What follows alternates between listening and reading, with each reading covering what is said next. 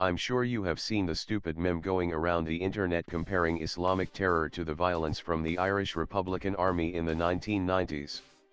Don't let the leftists do what they always do, which is to make false equivalences, pivoting the issue and reaching as far as they can to make it the fault of a white person, of any nationality.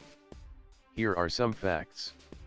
The IRA, Irish Republican Army, protested and fought for Ireland's independence from British rule. The violence escalated in the 70s, when during a protest by the IRA, British forces shot indiscriminately into the crowd of protesters, killing 13 unarmed people. The IRA, believing they were fighting for the independence of their country, began to target British-ruled police departments, barracks, and pubs where the British Army were known to frequent. This was not a religious battle, despite what the leftists will now try to tell you. The violence was real and nothing to scoff at. However, in 3 decades of fighting there were approximately 3,600 deaths. Only one half of those deaths were caused by the IRA. To rephrase, in 30 years of fighting, the IRA was responsible for 1,800 deaths. This sounds bad.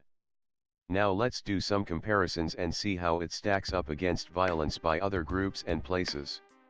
2016 Chicago alone saw 762 murders. 4,331 shooting victims. This means that the criminal gangs of Chicago could top the 30-year kill total of the IRA in just 2.5 years. Imagine, if you will, a meme from one of your lefty social media warriors comparing Islamic terror to the black murders in Chicago. I'm pretty sure you will never see a meme like that. Okay, let's forget Chicago, they had nothing to do with it. After all, we are talking about white people being just as bad or worse than the followers of Islam. Which white people? All of them. That's the talking point from these imbeciles. Here is a breakdown of facts to compare to the Irish Republican Army.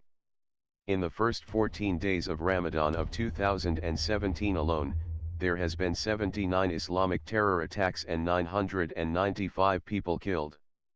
At this rate it would take less than 2 months for Islamic terrorists to surpass the body count of 1,800 by the IRA, which again, was compiled over a 30-year period. Okay, maybe this month was a fluke in the religion of peace. Let's go back to 2016 and see their yearly totals.